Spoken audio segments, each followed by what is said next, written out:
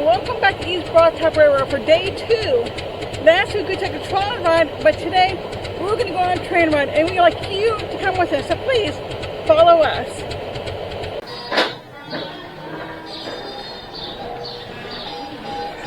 That sure was so bad. Yeah.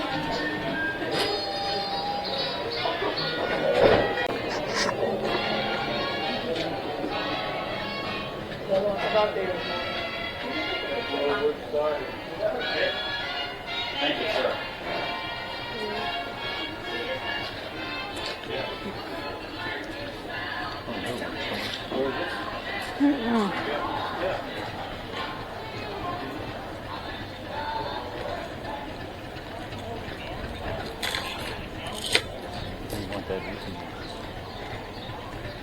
Would there be too much wind? It might be.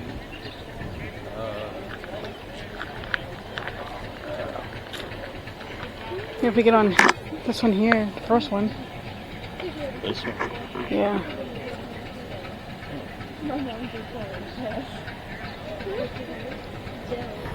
You can get it on, I guess. Yeah.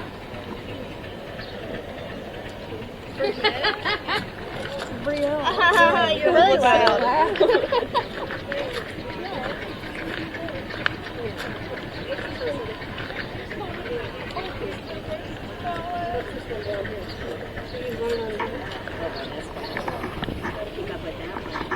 It's the second one. It's got its own dial. Every second it goes by. Oh, probably. It does. And he goes all the way around now.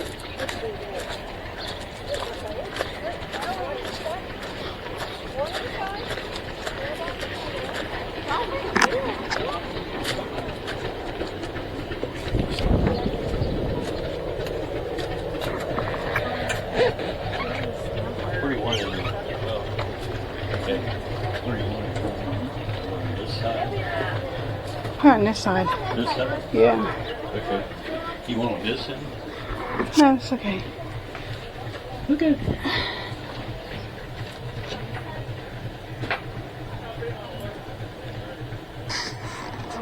Yeah, this one is open there, but there's too much air.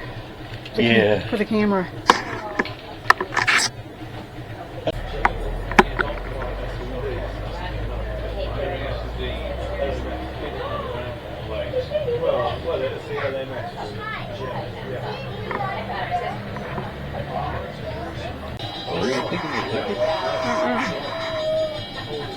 Again, they're ready to roll out.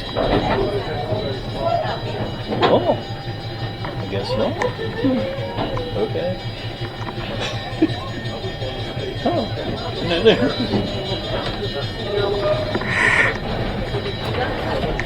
I'll walk up to the door. Huh? I'll walk up to the door. Oh, he's in your... Because I can't get him in my pocket.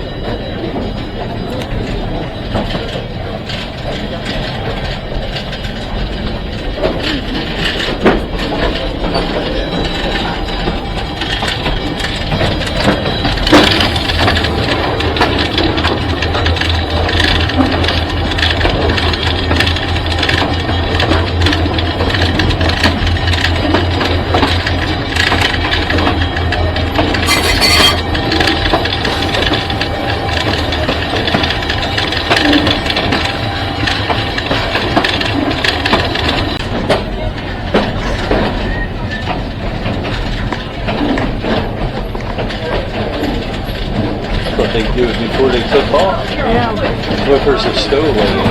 Yeah, right.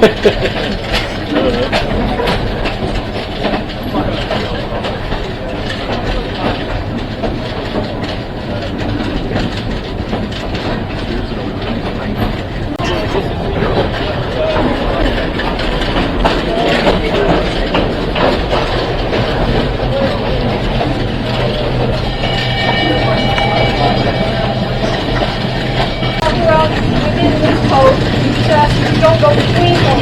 When you are walking, keep back and set yourself. Don't forget the other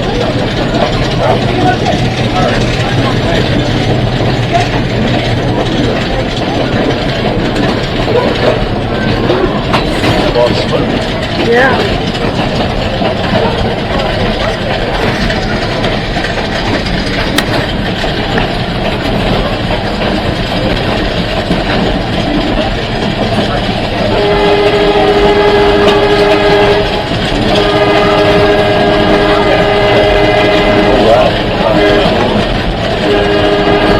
We passed this train going by. We have.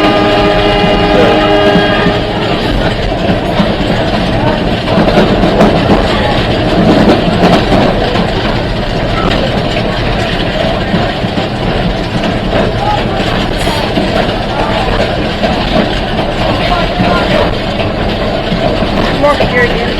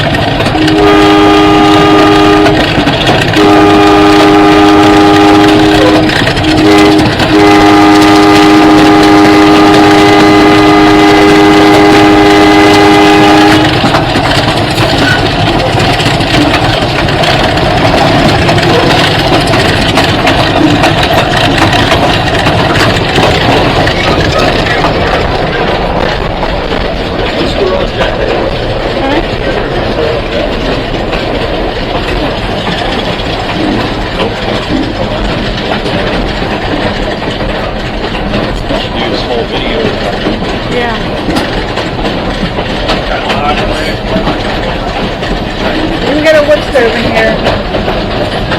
Oh, yeah.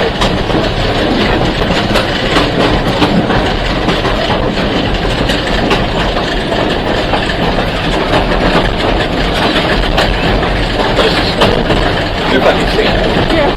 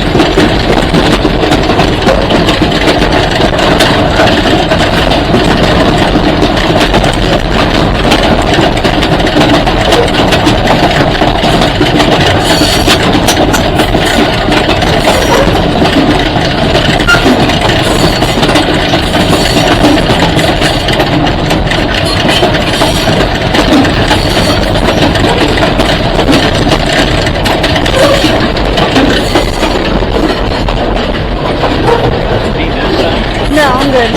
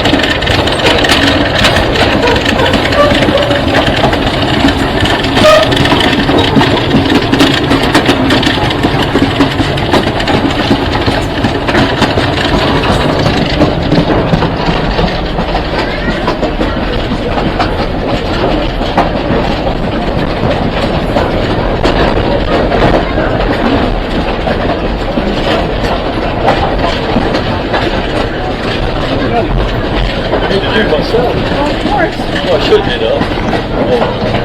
Oh, I didn't.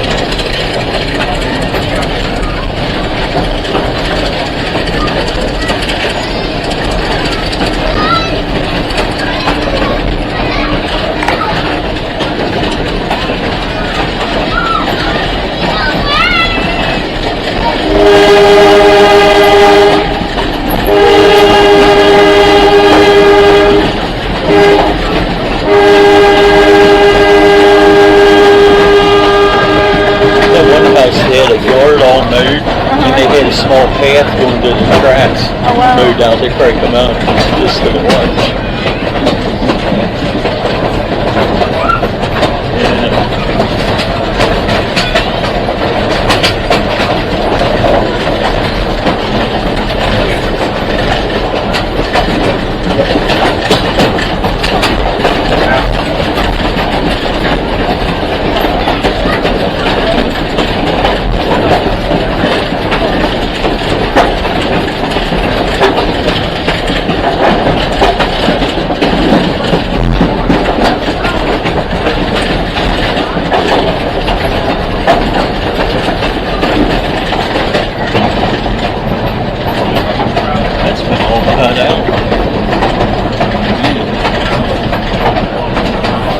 See no deer. See bird.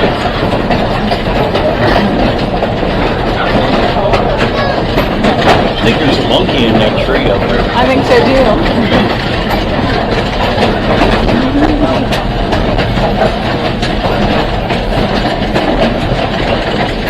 Whoa, we're in the wilderness. Yeah.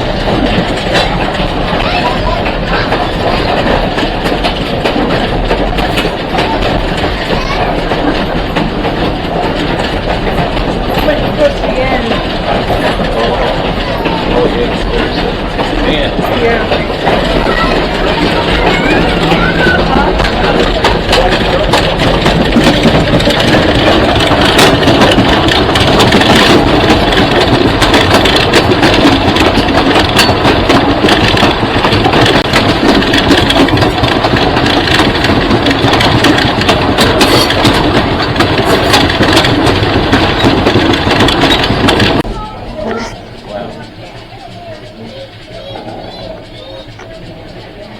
We're backing up.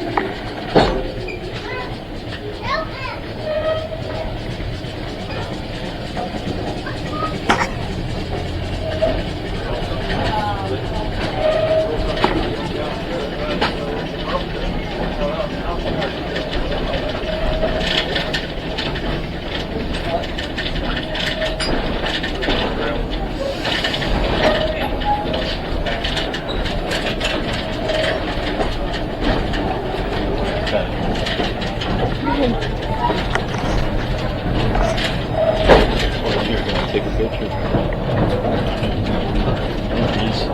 I feel it's turning in. Isn't that cool? It is cool.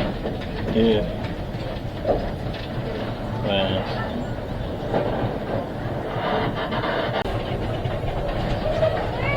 Is it going? Yeah.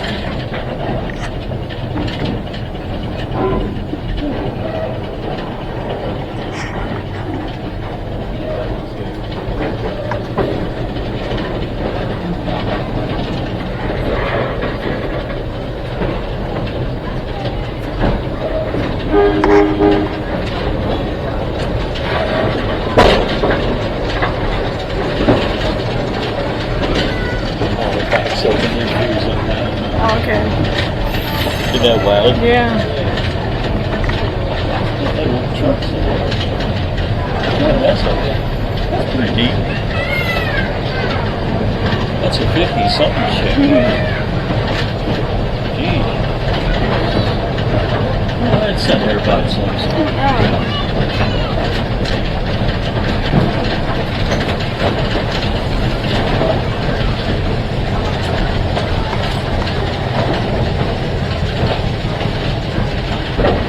You could even bring your own miniature grill and all that. Yeah.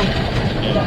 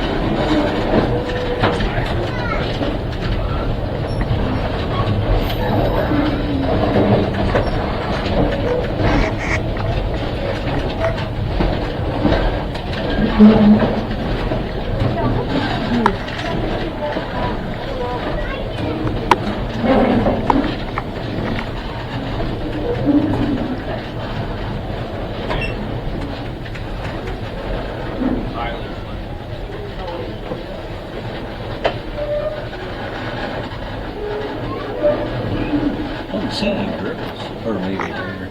Yeah. Probably they're all bringing. I thought them people was getting on. Maybe not. Maybe not.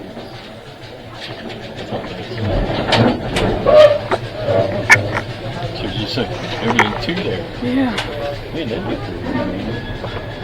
You're yourself. Do you have any questions, folks? No. No? Any questions?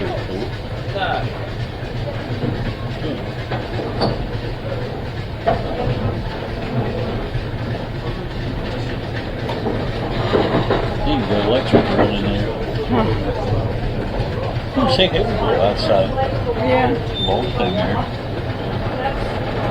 And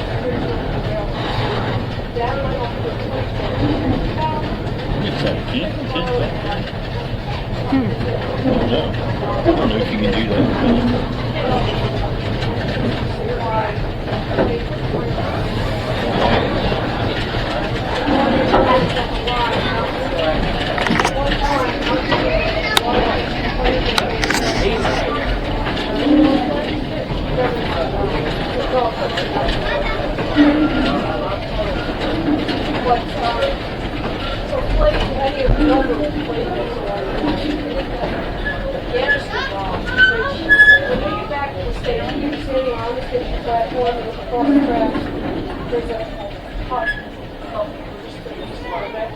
You'll see on the hillside, there's just patches of stairs.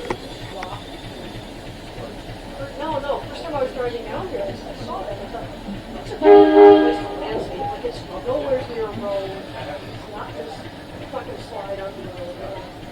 Turns out, probably anytime you see that, especially down in this area of Pennsylvania, I think he's just switching the track. Yeah. plants down the road. So the other doctors also to go and make part of it. And the coal is all out. And out.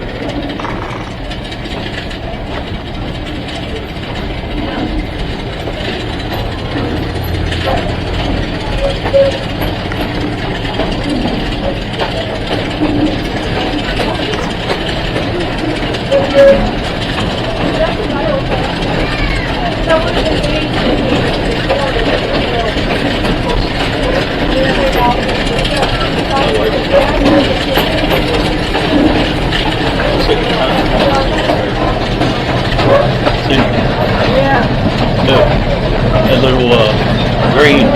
thingy up there. I don't know what to call it. Yeah, it's part of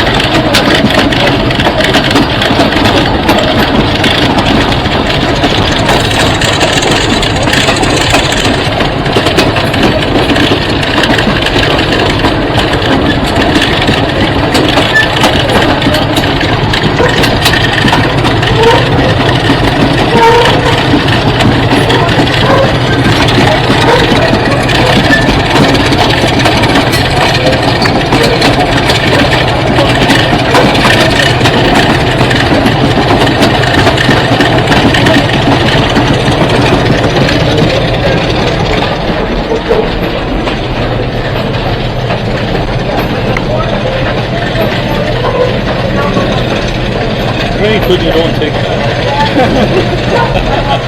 Not doing nothing here,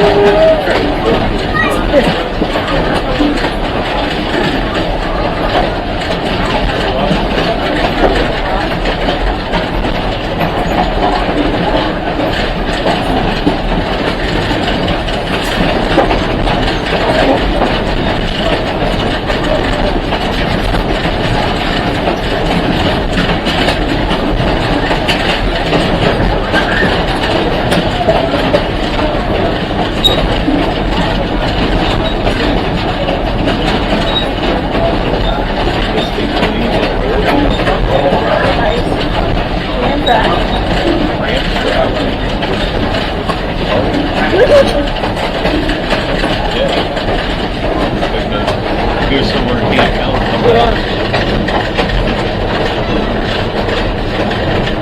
Woodland Park. Is that a senior citizen?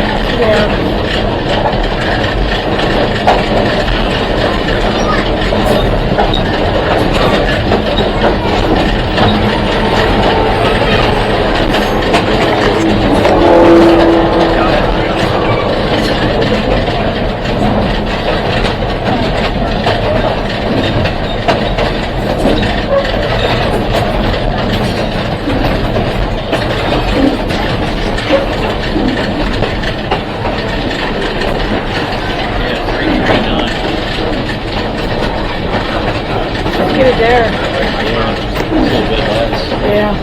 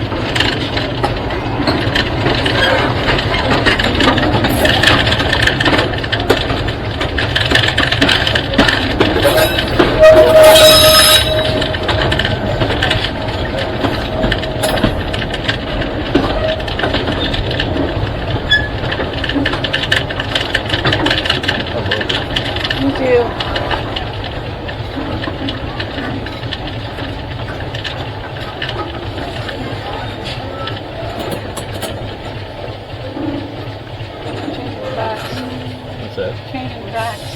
Everyone, conductor to 19, the switch is restored on the main. Go ahead and proceed over.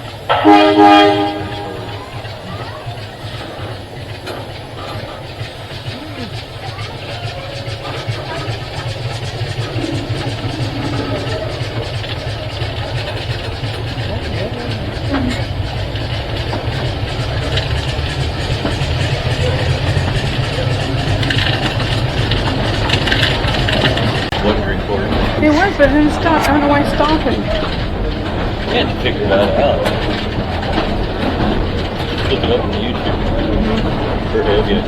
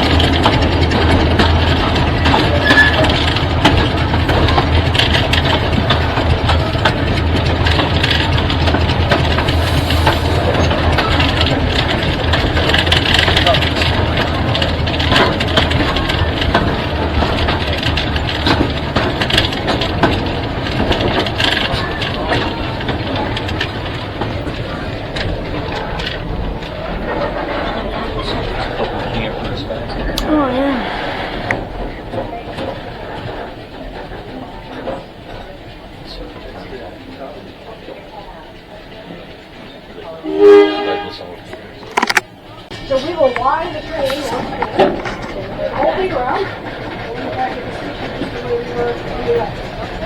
This line, or this leg of the line, as well as the right of the original railroad.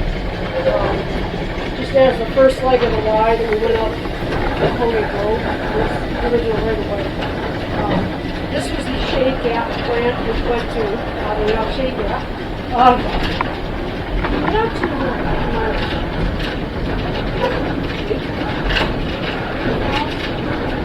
down to Shade Gap. it's interesting to read about all the post railroads that were never built. Apparently, part of the game was just we actually going to build a railroad. We had to scare off the competition. We didn't really plan to build a railroad, but we just didn't want them to start fucking that way, yeah. This was one of the last parts of the line used heavily, I guess I would say. This went down to a place called Mealyton, where they would offload materials and equipment for the building in Pittsburgh. So once they got past there, far enough, they didn't really need to use this part of the line either. And they started to put it up. But I'm sorry, from take that. And that's the trolley, there was never a trolley here. You know, the trolley museum was able to land here, get the place to store their cars, put up water in their two trolleys. The trolley ride a couple years ago. There's some interesting stuff over there for you know, and I'm not saying this in a derogatory way, but the middle of nowhere. Yeah. You see the San Diego trolley out there, you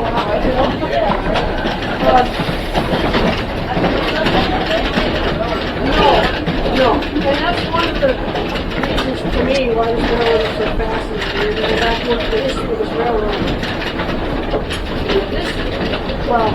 This here was called Rockville Furnace. There were two large iron furnaces here. You never know about that. Right over this area where the furnaces were. When iron ore was discovered in the whole thing out back, the thing became, you know, hey, we're going to start a furnace, we're going to smelt iron, we're going to make some. Well, they had coal south of here, up in the mines.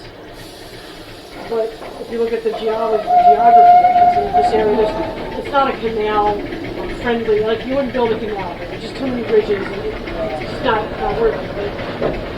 So then they decided they needed a railroad to move the coal from the mines down to the mines. That's literally the product out to the world. So from here, the line goes up to Mount Union. And I'm giving you the you can't really see it right here. Behind the break house, there's a boxcar. That's the standard gauge box. They could break that down to here. Now these rails are open 3 feet apart. That boxcar rides on wheels that are 4 feet apart. What they would do, they had a frame not needed. They figured out that rather than taking all the stuff off the boxcar and putting it into one of our boxcars, I could get it into the material more. Take your time. They would just pick up all the boxcars, roll that wheel set out, roll away the wheel set, put the car back down on it, roll it forward, pick up the other end, make a swap, and then for the couplers, so they're called couplers, they come together like this. So that, All the tracks here. Yeah.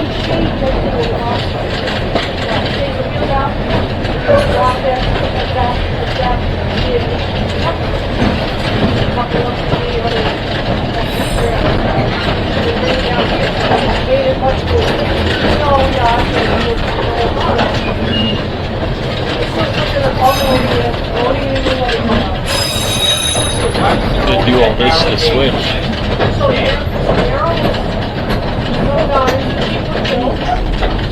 Also allows you to play the computer. So you can right away you can't do it.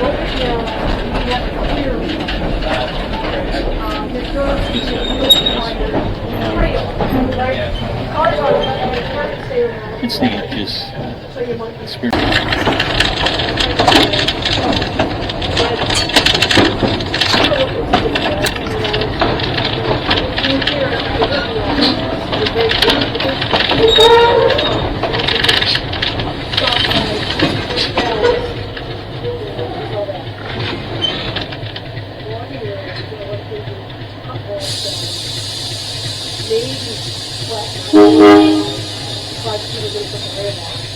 just quite the railroad to the wall.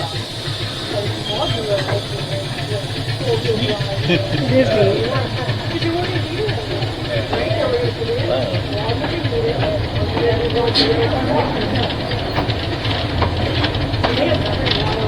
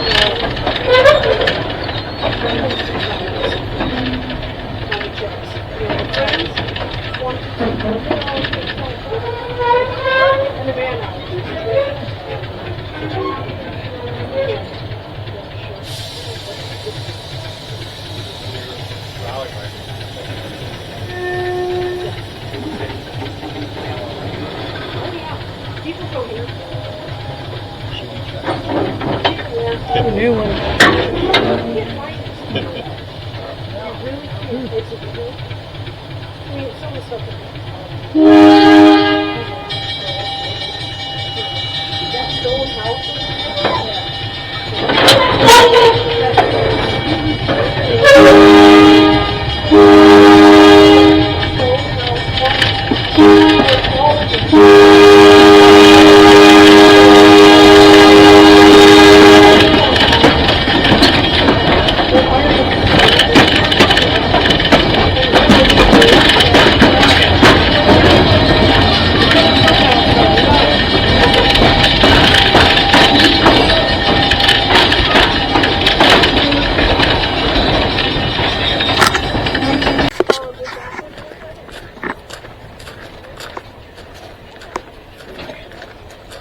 That's pretty fascinating.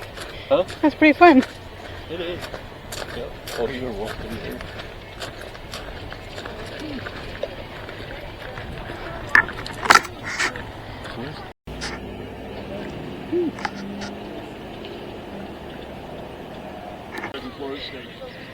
And I'll tell you, when we get over to the shop, they got some other gifts for being officers. Just as a matter of rote, the yellow and green, the bed and breakfast over here, that was the superintendent's home. That tan and white house, I forget which officer it is, but that was a company office. The American Legion up there on the hill, that was the president's mansion back in the railroad days.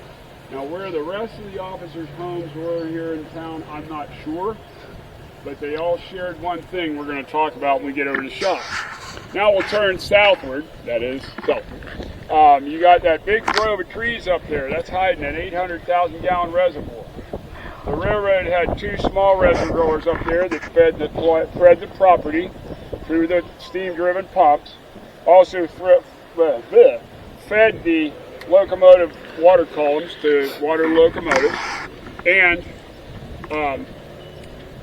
we have enlarged it to 800,000 gallons because as you walk around the buildings today, you're going to see a whole bunch of black piping up in the ceilings. We put in the railroad's first fire suppression system. All those years, they never lost a building, although the roundhouse did catch fire. And I correct myself. That building had some incidents. That's the paint shop. So we come past that covered bridge-looking thing up there is the top of the locomotive coal dock. Why does it have a top on it? Well, they don't want rainwater laying in bunkers with the coal, because it wasn't exactly a place well for it to drain. So they put that lid over that, and you can bring a hopper car up in there and dump it, or you can back a dump truck up in there and dump it in there. Off of that same switch was the old track that went back to the furnace and dropped coal into coke ovens. They were fed from the top. And they're still back there in the woods. I would absolutely, unless you have a herpetologist with you, with a stick and one of them grabby thingies, I would not go there, because there are lots of our legless friends up in those coke ovens. They all got tails and rattle. Most of them. How did they load the coal tower? You mean that? Yeah. Well, that's what I'm saying. They brought it in from the top. You talking about here? Or you talking about? Yeah, there's a track that goes up to that shed there, and it just dumps into grates into the top of the coal dump.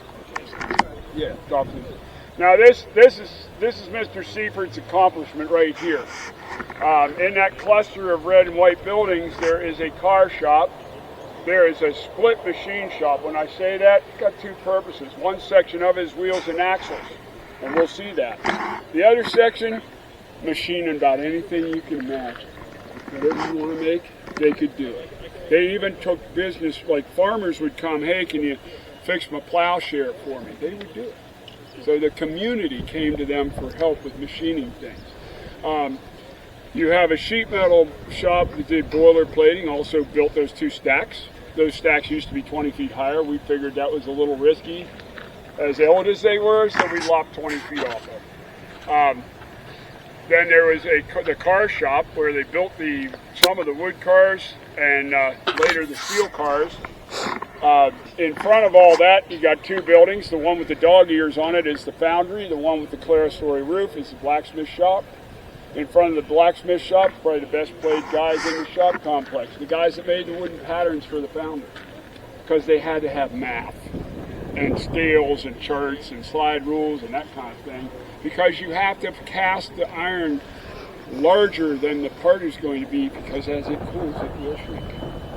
And you have to know this batch of iron is going to shrink this much because of what's in it, or this batch of iron is going to shrink different, and you were in trouble if the part was too small. So they had to know what they were doing. The little building on the end, that was our brake and electrical shop. As you come over, maintenance away, storage, and our two twin buildings there were basically the parts warehouses, storehouse 1 and 2. That big stone building is the oldest building on this property. We'll talk about that later. I mentioned the paint shop. That's paint shop 3. I even gave you a hint. In the 1800s and early 1900s, paint had oil, lacquer, casein, which is an animal fatty substance, so it probably burns, etc., etc. And we had a wooden paint shop. So guess what happened? And guess what we built that with?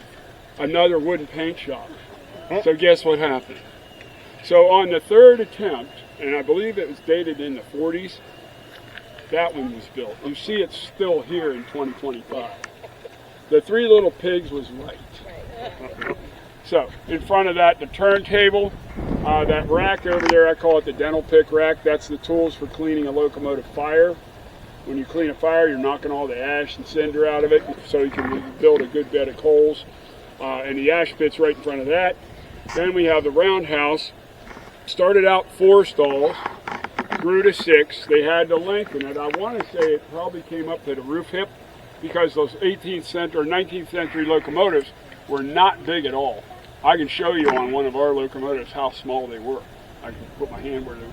So as we got bigger and newer, the roundhouse had to expand, as did the turntable. Now this lean-to has to do with that bus company that Ed mentioned. We started that Pioneer Bus Company because our passenger service was kind of meh. It was mainly hauling miners to the mines, hauling their wives to shop, people up to Mount Union maybe to catch a train, or go shopping. It wasn't a big, constant schedule but we needed to keep a scheduled passenger service to keep our mail contract. So the first thing they tried was a bus company. It was okay. It was regional, connected with Greyhound. Could get you Altoona, Hagerstown, Altoona, Cumberland, Altoona, Harrisburg, maybe from Huntingdon to Hagerstown, maybe get a connection, go down to Baltimore on Greyhound or whatever. but it didn't do what they were hoping it did. Didn't make enough money, so they sold it to Greyhound. It was absorbed into the Greyhound system. For those of you who are Pennsylvania fans might know this. Guess who started Greyhound? A lot of people don't know this. She started Greyhound. Pennsylvania Railroad. And it was fruitful and multiplied and went off on its own, and it's headquartered out there, I guess in Arizona or New Mexico, out there somewhere. I think it's headquartered in Phoenix, Arizona. Let's go walkies. We're going to take a different route, obviously.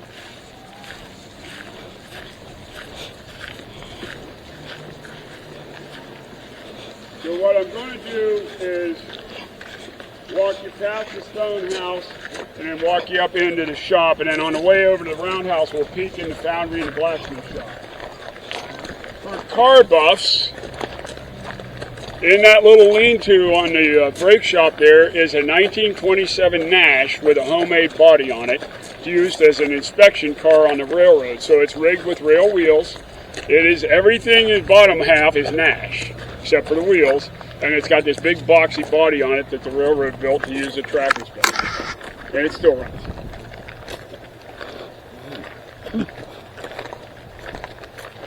So I mentioned this house.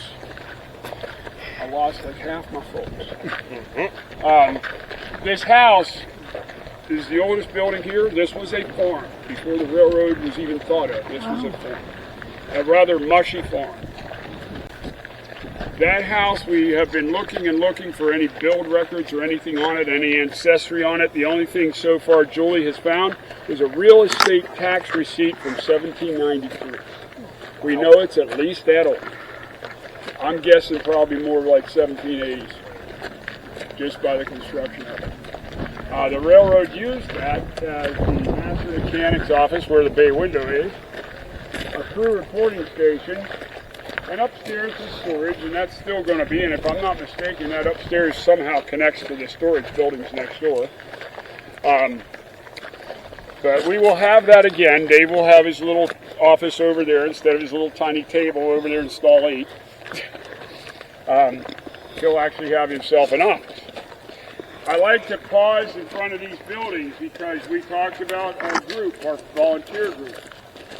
This is a manifesto of the kind of work that they can do. A nice, pretty red and white building looked just like the ugly brown one, except it was down in the ground about 2.5 feet.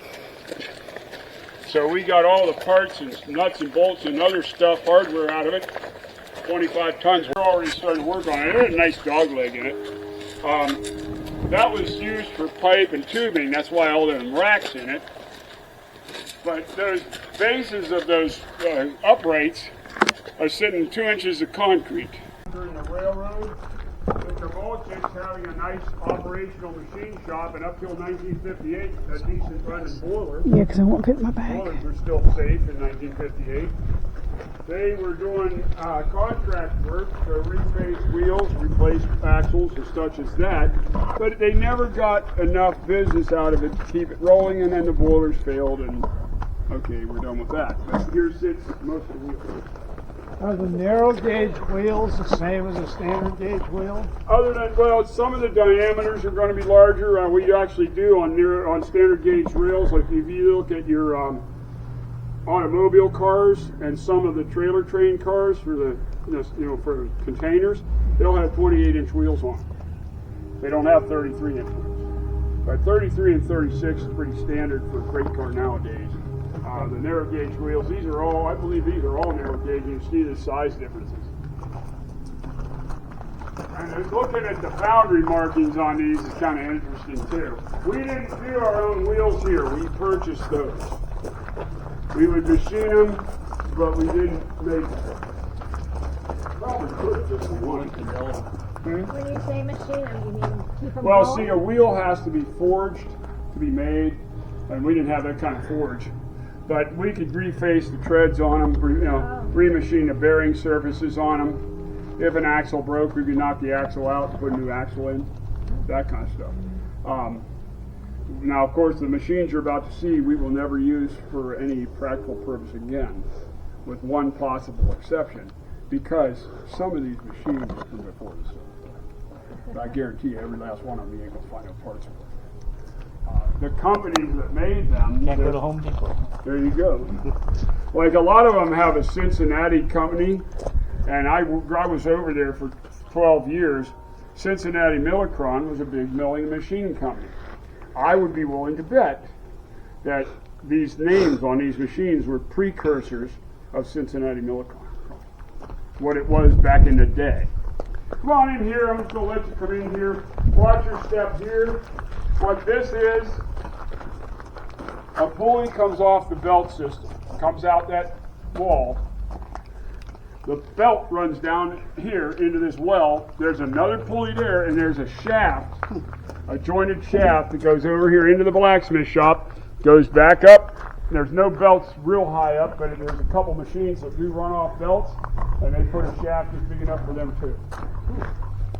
Both these buildings have steam lines, air lines. Well, that one's got a blower pipe for the blast furnace. This thing had air. I don't know whether the blower was air or what it was. But anyway, it had a blower for some of the forges.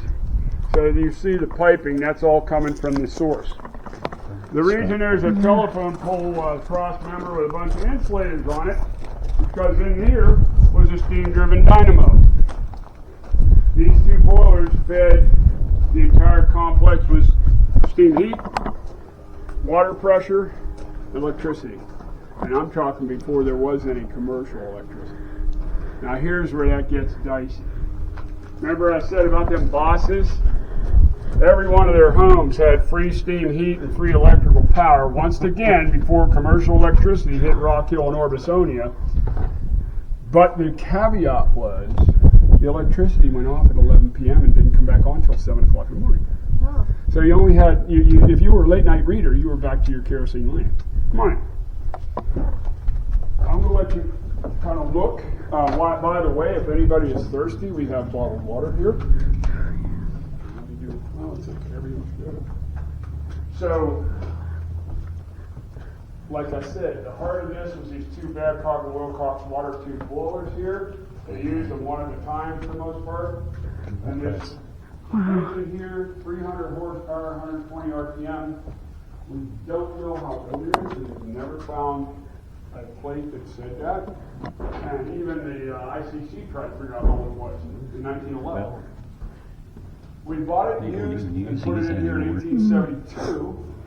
So that tells me it could very easily have been new prior to the Civil War and been working in an iron furnace or something somewhere where it was needed. It's way more power than this entire shop needs. Every machine in here could run simultaneously. There were about 75 people working in here when it was in its heyday. As I said earlier, none of them had more than an 8th grade education. Well, most of them did. Now, why? Because when you got to 8th grade, you were old enough you could come here to work, and you might start lubricating machines or sweeping the floor or whatever. But if a machinist happened to note that you were interested in what he was doing, he would walk over to you, how would you like to become my apprentice? Now that ain't no 6 weeks and you're done. That's maybe 10 years. And it's all kind of up to you how quick you learn. But it's a mastery. These guys were master machinists. They had learned over and over from years and years. These were the guys that look at the part and decide, oh, I need to take a little smidge off it. They weren't sitting here with micrometers and 10,000s of an inch on. Yeah, let me shave a little bit of that. Up there it is. That's why on these locomotives, ain't no two bolts that are identical, even if they are. They're all made by hand back Pretty much. Pretty much. So wander around at your will. I'll talk while you're walking, so you get a good feel of this. The reason all the workbenches are around the perimeter, what light you see, other than we have some burnout bulbs, what light you see is what light they had. This shop worked daylight. I have been confused by two different stories. The original story I heard and learned was that it only worked basically 7 a.m. to maybe 5-ish p.m. because especially in the wintertime, it's getting dark. So, like I said, here's your light. Now, the other story I heard was 7 to 11. That could kind of make sense because the boiler was up and running or the steam engine was up and running till 11, but I don't know. The only round-the-clock shift they had here was the guys that tended the boiler itself. They'd bank that fire down for overnight. In the morning, they would start up early enough to get the steam pressure back up for 7 o'clock. During the night, they would probably go lubricate the steam engine and work on anything that was their concern until it was time to start the thing up for daylight.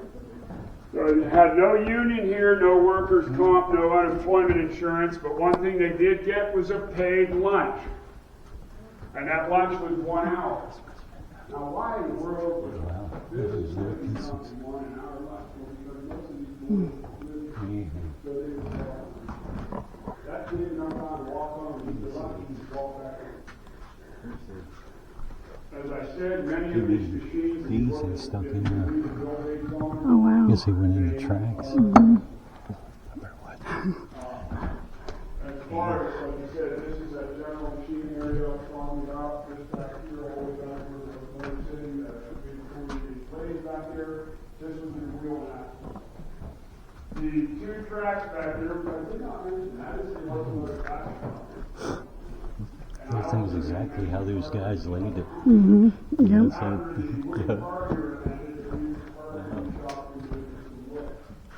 There's a locomotive back shop, and I have school children, I explain that to them this way. You got 2 tracks in there, bigger railroads have more tracks. One of those tracks has a smoke jack, one doesn't. So I tell it to them this way. The one with the smoke jack's the emergency room. You come in off a run, your locomotive's got something that the guys over the roundhouse can't take care of. Take it over back. So you can pull in there under steam, basically leave it hot, do whatever needed to be done to it, and get it back out of it. The other track was the admittance ward or ICU. If you were on that track, that was a major tear down, or a major repair, or an overhaul, or something where you were going to sit and spell. So, and the neat thing is Dave has left his jack out in the middle of the floor. Then he would pull his 2 reels out of it, and he would lower the entire wheel set out, move it over to the center, and roll it up here where you can put it on the blade or do other machines. Oh, wow. And then, of course, the operator when you were done. One thing if you want to get a good picture of 14 here, a couple things about 14. 14 is giving us a 3D blueprint of what a saturated steam locomotive looks like inside. Little bitty flues, that's what the round circles represent, that's where the flues were. They've been pulled out of it. And if you look at the side of the boiler, it's mapped out, I want to say maybe 10-inch or 1-foot squares. Each square has a dimension on it in thousandths of an inch. That's how thick the metal. It's all ultrasound. Yeah, they put the probe right there. But what we have up here in the smoke box, of course, you have the smokestack sticking down, but the exhaust nozzle ain't there. That 2 pair of pipes, that's your dry pipes. That's your delivery pipes from the throttle valve to the engine being down here in the front. If this was a superheated engine, those 2 pipes wouldn't be there in that fashion. There'd be a big boxy affair there, and out of that box would be a whole bunch of tubes coming. The upper flues would be bigger, and those tubes would be going back and forth in those upper flues. That's your superheater. And then after that, we'd collect them and go down to the engine. So it was superheated steam. Saturated steam is wet. Steam is a gas. Saturated steam has water vapor in it, so it's not completely a gas. So you don't quite get the oompa that you get if you heat that steam up again and dry it out good. Now you squeeze a little more energy into it. So from this much water, instead of getting this much steam, you're getting this much steam. So it was that was the big advantage for the railroads using, as that became the norm. And I would say with 16 was 1916. I don't know when they first started doing that, but it was our first superheated engine. And everything after that was, and pretty much on all the standard gauge railroads, they were all superheated by that time. Maybe except maybe a couple of switchers. But 14 is number 3 on our list of getting it done. Right now, 15 has her tender over in Hollidaysburg, getting rebuilt by the same company that rebuilt 16s.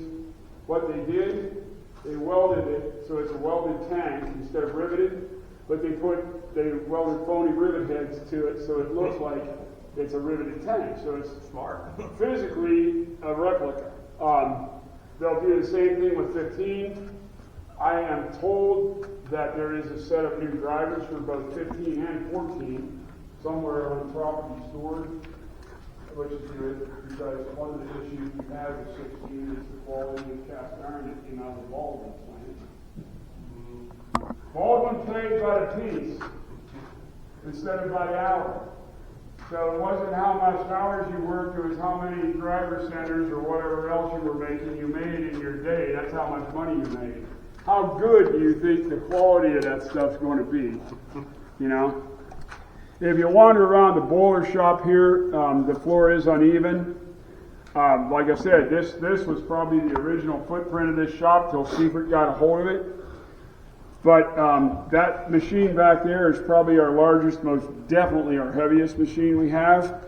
On one side of that big casting is a shear that I believe will cut at least half-inch steel, if not thicker than that. The other side is a rivet punch, which will punch holes in the same steel. And we can run that.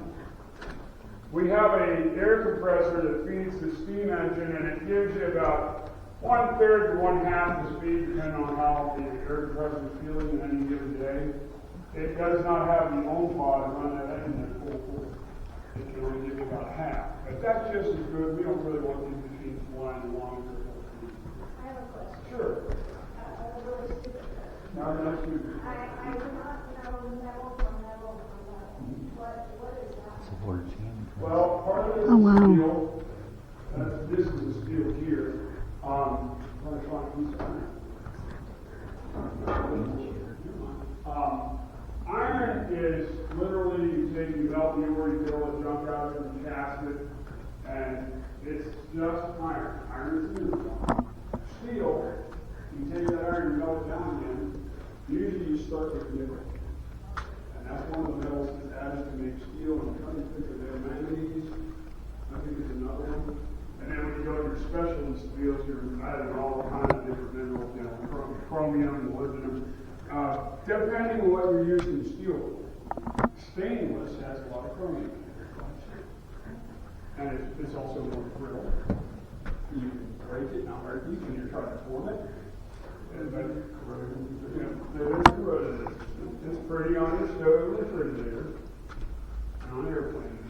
Yeah, the steel is, it would be a correct statement to say that steel is an iron alloy. But within the steel now, there are other steel combinations that are alloys as well. But that's the thing. Iron, and the thing about iron was, it was easy to make. That's why your plowshares and stuff back in those days were made with. But it breaks you, and it wears you. And when steel was actually being produced before the Civil War. When people started making plowshares out of steel and farm implements out of steel instead of out of iron, that car on worked out. Because now you didn't have to go get new plowshares every other week, but you bust a plowshare. Is that in here? You didn't call me on the radio. Anybody have any other questions?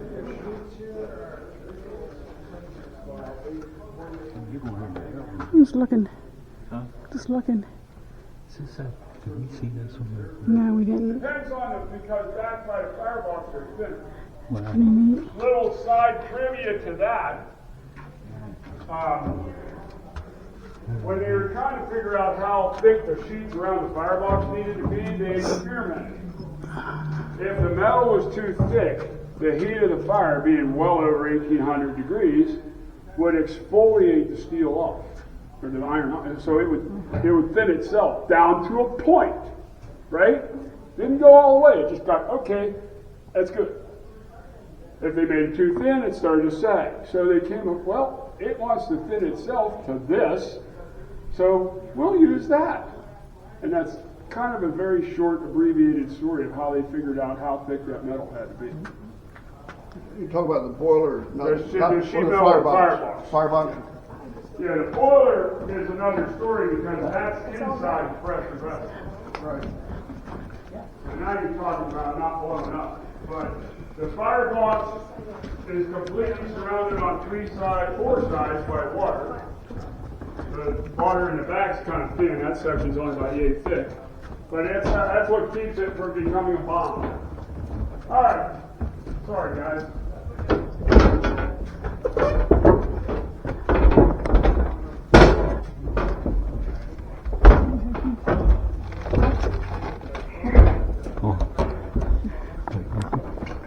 Back on solid ground. Yeah. And recast the first Yeah. continue operation.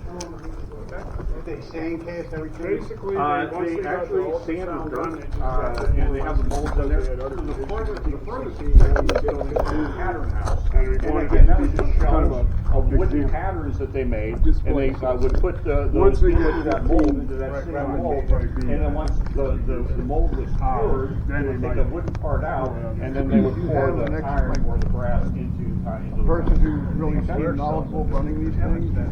two guys. Let's go ahead inside. We took, well, when Strasbourg hired Walt Disney's second cousin to run that operation, trying to turn it into a theme park, a lot of the brain trust in that place failed. We got two, Lynn Modiger, Roy Modiger's son, and Dave Dimitrovich. Dave Dimitrovich has been working on steam engines probably for 20 years. He's only in his 40s. But he can, both them guys can probably put one together and take it apart. Lynn probably builds one. If you just hand him a bunch of steel, he'll make it parts and put it together. He's exceptional. The problem with all those guys, they all have the same problem. They're all extremely old. And they're dying off. So, Ed was kind of talking about the Foundry here a little bit, so I'll give a little more of that. So, how many of you ladies ever had one of them Go-Bosch torque cakes where it's a whole bunch of layers? That's kind of how you do an iron furnace. What did you call it? Go-Bosch torts, the German torque cake. It's little thin layers of all these different colors and icing between them. Smith Island? 10,000 calories per slice. Very similar. But, so the guy that tended this furnace would take a layer of, he'd have his coke down the bottom, then he'd take layers of limestone and scrap iron, and he'd build layers all the way to the top of the furnace. He'd light that coke off. As it melted, the iron would sink all the way down on top of the coke. The limestone would sit on top of the iron. The limestone had a job. It was to suck all the junk out of that iron that wasn't iron. Dirt, whatever, grease, etc., rocks, whatever it would be. Same thing as with an iron furnace. It was the same thing making iron from ore. The limestone's purpose was to get the stuff out that wasn't iron. And once you poured that limestone off, which was your slag, what you've got left should be pure iron. Now here's the problem with working with this pile over here. Scrap from ages and ages and all different things and all different places, iron from all different places. So instead of putting pure Masabi ore in that furnace, or pure iron ore from up here in the hills, you're putting scrap. So the best iron you're going to get would be the best iron in that pile. You know what I'm saying? Which, well, it comes into factor here. If you look in there, back against this wall is the blast furnace. Back in this corner right here is a little teeny tiny brass furnace. In the center of the floor is the only crane on this property. That's the only place we had a crane.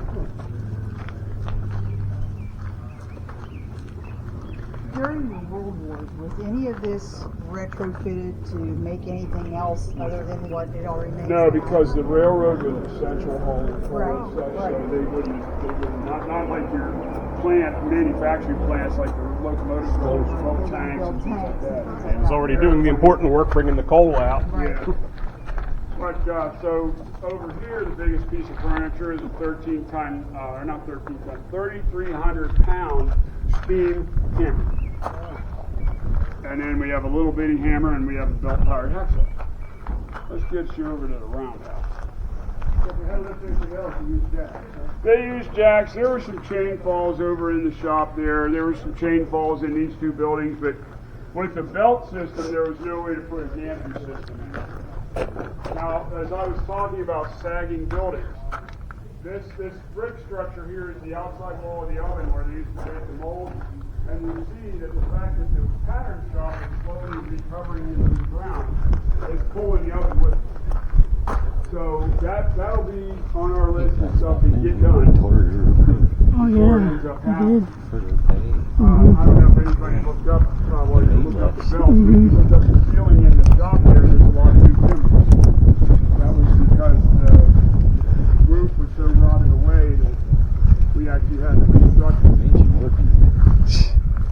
Something I just learned during a lecture about the Broadtop Mountain coal fields.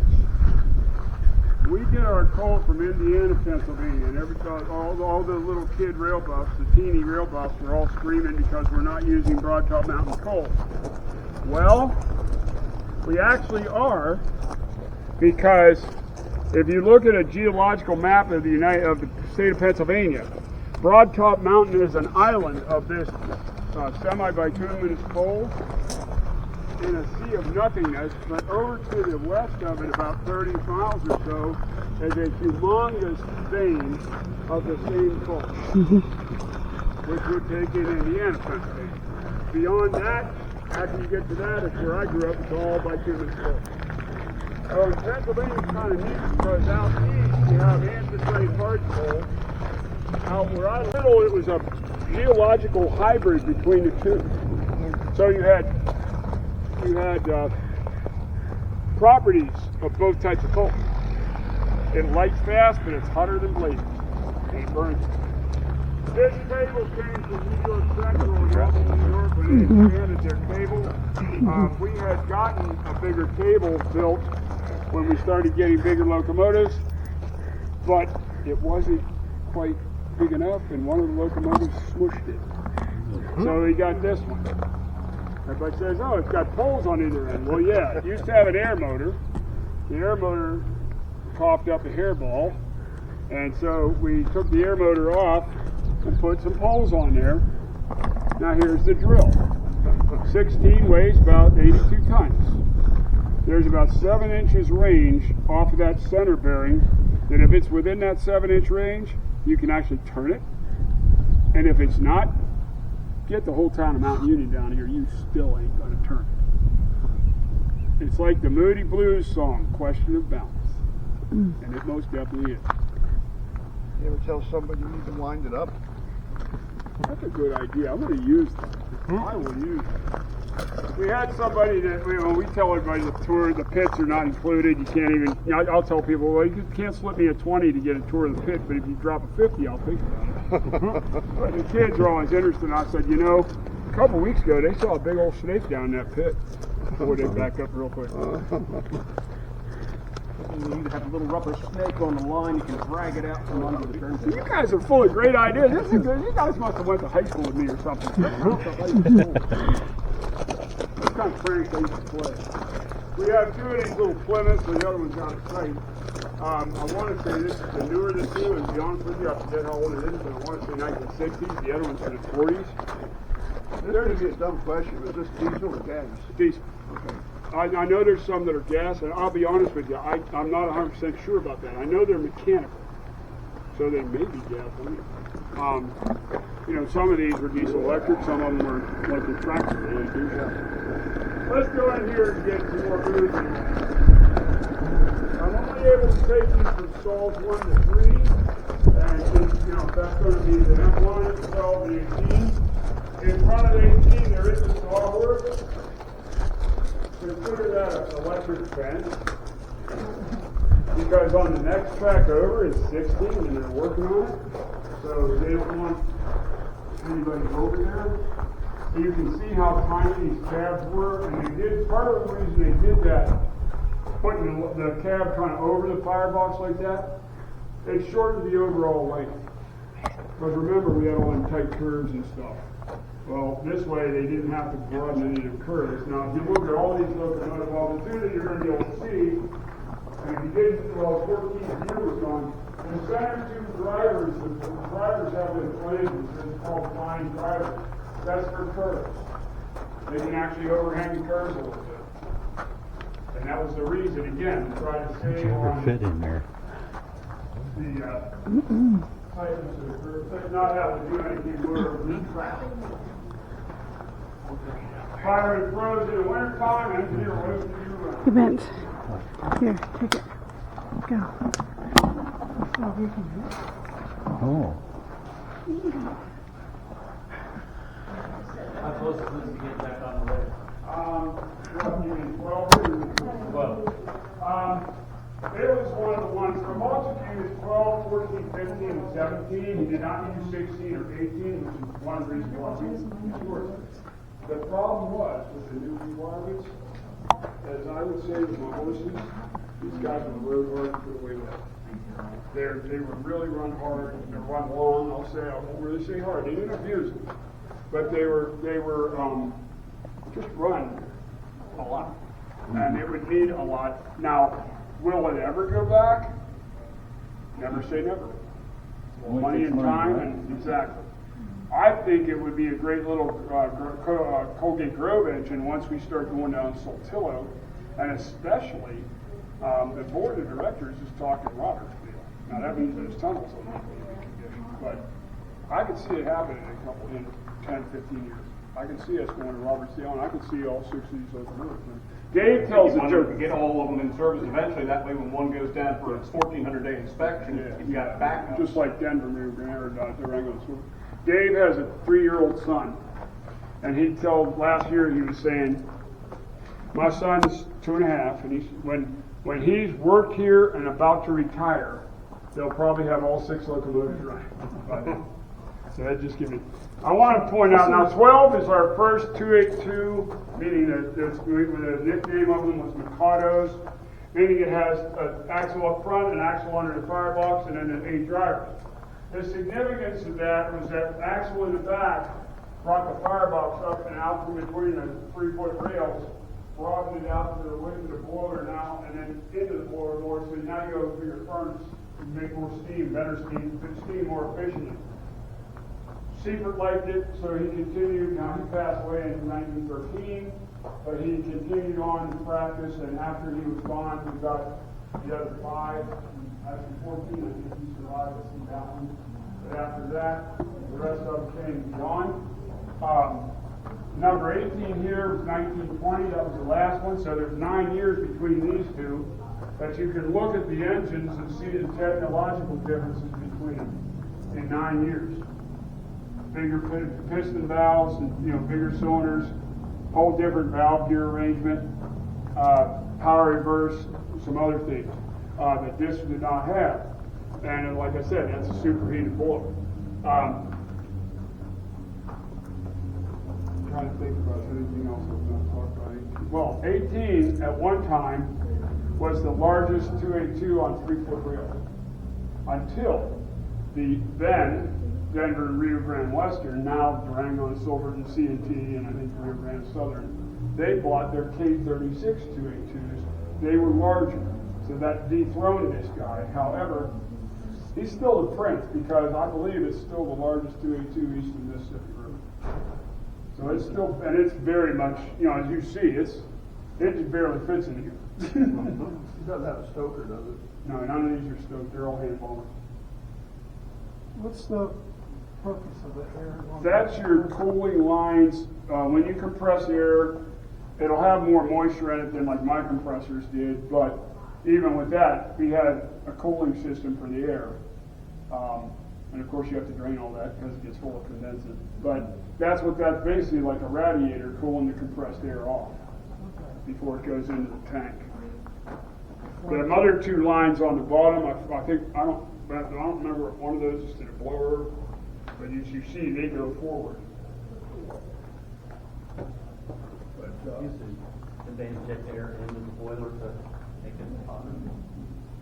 No, the blower was basically in this under the stack, and what it did is it created a draft through the flues. The engine exhaust did that normally, but when you're sitting in a station, you use your blower. Right. And another fact people don't know, those little tubes coming out of that exhaust stack is tunable. It's like headers on a car. They could tweak that down a little, choke it down a little bit, or spread it out a little bit to change the power of the locomotive to a point, within a range. that's something a lot of people don't realize is that was kind of an adjustment. Was this superheated? This one is superheated. 16, 17, 18 are superheated. 14, 15, and like you saw 14, they're all saturated steam. That was a cool idea. I mean, it really was. It was smart. Well, I think that's about all I can talk about steam. I wanted to bring us over here in front of this other machine because this here, despite it not being a steam locomotive, is our golden gem. In the 1920s, J.G. Brill of Philadelphia had come up with a design for a self-propelled coach. Because a lot of the main carriers were like, we got this little branch line with 30 passengers a day, and we're running a steam locomotive, 2 coaches down there, and we're losing money. So they said, well, we got this for you. It's a gasoline electric, not a diesel electric, gasoline electric. Now, some of them were configured like with 60 seats, 50 seats. Some of them, like ours, were a combination baggage and coach. I can't think of any one of the Class 1 carriers in the United States of America that didn't buy at least 1 or 2 of these things. Okay. Well, each broadcop's going to get on that bus. Hard to find. Because remember, we had that mail contract, and remember, our bus company wasn't doing so hot. So by 1927, we're thinking, we better come up with something quick. So they went to Brill, and they said, you know those gas electric, they called them doodle bugs. That was Pensie's nickname for them. You know those gas electric cars? We'd like to get ourselves one of those. Well, here's the problem. It's past 1888. The ICC has said no more narrow gauge. Everything in the United States 4 foot 8.5 inches. If you're going to be narrow gauge, y'all's on your own, right? So here comes one narrow gauge railroad after the end of narrow gauge and asked for one Brill doodle bug. And Brill said, not going to happen. But, tell you what we're going to do. We will put together an assemblage of all the components that we make for the car. Westinghouse is willing to sell you all the components that they built for the car. And we'll ship it to you. And we'll include the blueprints, drawings, and operator's manual.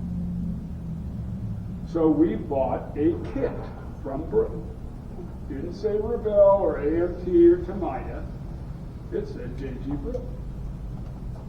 So this car was built in our car shop back here. And I think it was finished in 1928. It was put into service. It is singularly the only J.G. Brill 3-foot gauge gas electric car in the world. There are no others like this. And the other unique thing about it, which I don't know enough about the other doodlebugs out there. When Brill was doing these, they were also fishing with the Navy. The Navy was still running their rigid airships, their dirigibles.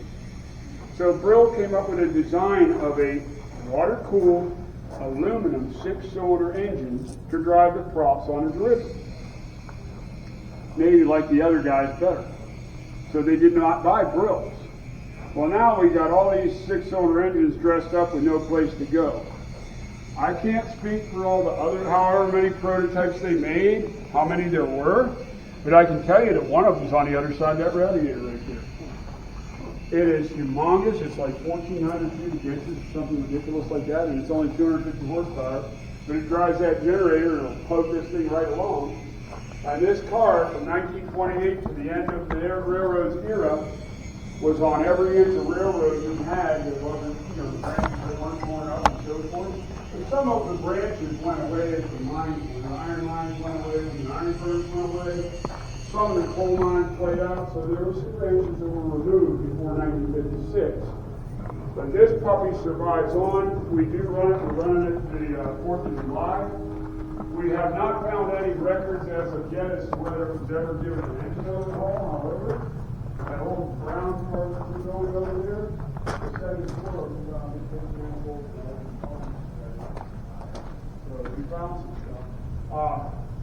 The baggage compartment, it was the mailman, not the mail sorter, not the post office. It was the mailman. So they didn't sort mail in here, but on the wall, there is a rack of boxes. Each box has a 2-digit number. they correspond to the mileposts of the post office.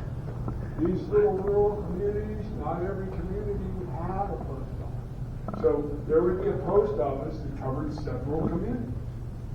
So even with our little 33 miles plus railroad, not counting Shade Gap Branch and some of these other branches, we only had a handful of post offices. So we kept our mail contract right to the embassy. Anyway. Well, thank you for joining us today on the Tramway. I hope you enjoyed it as much as we did.